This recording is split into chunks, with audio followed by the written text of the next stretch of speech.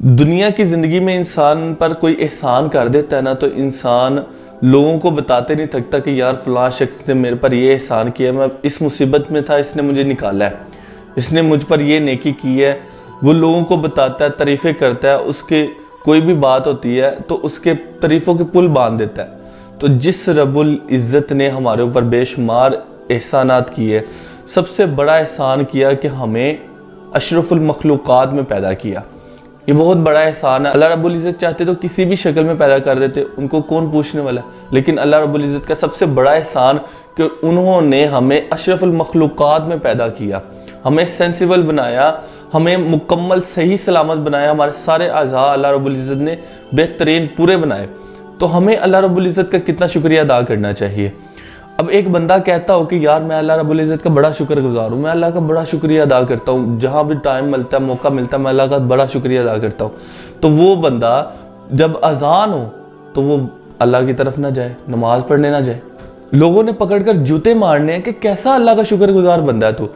ایک طرف تو کہہ رہا ہے کہ اللہ نے مجھ پر بڑے احسان کیے ہیں، مجھے یہ دولت سے نوازا، مجھے شہرت سے نوازا، مجھے یہ عہدہ دیا ہے، منصب دیا ہے، میرے پر اللہ کے بڑے احسانات ہیں، اور دوسری طرف تجھے اللہ رب العزت کی طرف بلایا جا رہا ہے اور تو وہاں پہ ڈٹھائی کے ساتھ بیٹھا ہے۔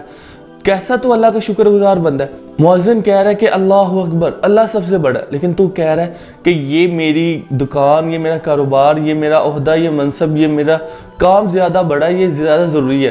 یہ تو کیسا شکر گزار ہے؟ شکر گزاری تو یہ ہوتی ہے کہ انسان کو ایک دفعہ آواز دی جائے تو انسان اس کی طرف بھاگا جائے کہ یار اس نے مجھ پر بڑے احسان کیے، اس نے میرے اوپر یہ فلاں۔ دنیا میں انسان کوئی بندہ بلائے نا اس طرح تو انسان کہتا ہے یار ایدہ میرے تے احسان سی، ایدہ میں چکانا ہے۔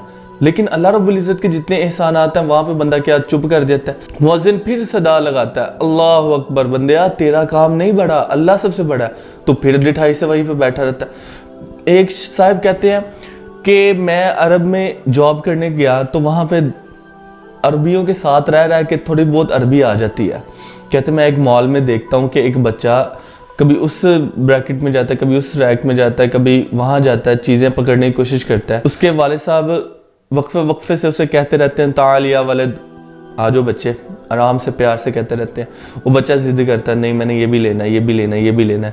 وہ جب فارغ ہو جاتے ہیں نا اپنے سارے کام سے تو وہ پھر کہتے ہیں تعال یا ولد، وہ پھر وہیں پہ کھڑا رہتا ہے، کہتا ہے نہیں میں نے یہ چیز لینی۔ اس کے والد تھوڑے غصے میں آ جاتے، کہتے ہیں حی حی، جو ہم اذان میں سنتے ہیں نا حی علی الصلاۃ، حی سننے کی دیر تھی، بچہ ہر چیز چھوڑ کر اپنے والد کی طرف آ جاتا ہے۔ اسے پتہ چلتا ہے کہ حی کے بعد کٹی ہے، حی کے بعد مار پڑنی ہے اور کوئی تیسرا آپشن نہیں ہے۔ تو وہ بچہ سب کچھ چھوڑ کے اپنے باپ کی طرف آ گیا جس نے بلایا حی ادھر آؤ۔ تو اللہ رب العزت کی طرف بلایا جائے اور انسان ڈٹھائی کے ساتھ بیٹھا رہے، وہاں پہ مؤذن کہتا ہے حی علی الصلاۃ، نماز کی طرف آؤ، جھڑکی دیتا ہے کہ سارے کام چھوڑو، ہر کام چھوڑو، ہر چیز چھوڑو، جو بھی تم جتنی بھی ضروری کام ہے، جتنا بھی ضروری مقصد ہے تمہارا، اس کو چھوڑو، اس کو وہیں پہ چھوڑو اور نماز کی طرف آؤ۔ اور تم کہتے ہو نہیں میں یہاں پہ۔ اب آپ دیکھیں کہ اس بچے کو، چھوٹے کو سمجھ آ گئی کہ حی کا مطلب اس سے بعد ڈانٹ ہے، اور ہم لوگ اس کو سمجھتے ہیں، ہم لوگ کو پتہ ہی نہیں ہے کہ حی کے بعد کیا ہونا ہے ہمارے ساتھ۔ انسان جتنا مرضی بھاگ لے، جب اللہ رب العزت کے سامنے پیش ہونا ہے نا تو سب سے پہلا سوال یہ ہونا ہے کہ نماز، بتاؤ نمازیں کہاں پڑھی، کہاں پہ پڑھی یا کہاں پہ ضائع کی۔ جنتیوں کا جہنمیوں سے کیا سوال ہوگا؟ یہی سوال ہوگا ما سلککم فی سقر، کس چیز نے تمہیں جہنم میں ڈالا؟ انہوں نے قالوا لم نکن من المصلین، ہم لوگ نمازیں نہیں پڑھتے تھے۔ آج کل ایک بڑا گھٹیا جملہ بولا جاتا ہے بڑے ویکھے نمازی، اور بڑیاں نمازاں پڑھیاں، نماز نہ کیش نہیں ہونا، نماز کے ساتھ ہی سب کچھ ہونا ہے۔ جب آپ پہلے پرچے میں، پہلے کویسچن میں فیل ہوتے ہیں تو اگلا سوال کیسے کیا جائے گا؟ وہاں پہ ہی آپ کی تو سزا شروع ہو گئی۔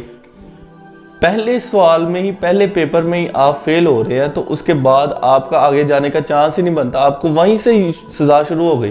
دنیا کی زندگی ایک سپر مارکیٹ کی طرح ہے، انسان جتنا مرضی یہاں پہ ایک باسکٹ میں بھر لے، جتنا اس کا جی چاہتا ہے، جس ریک سے چاہتا ہے، جیسے مرضی، حلال بھی ہے حرام بھی ہے، یہاں پہ سور کا گوشت بھی ہے، یہاں پہ بکرے کا بھی ہے، یہاں پہ سودی نظام بھی ہے، یہاں پہ حلال طریقے سے بھی ہے، یہاں سے محنت سے بھی کچھ چیزیں حاصل ہونی ہیں، یہاں پہ آرام سے بھی کچھ چیزیں حاصل ہو جانی ہیں۔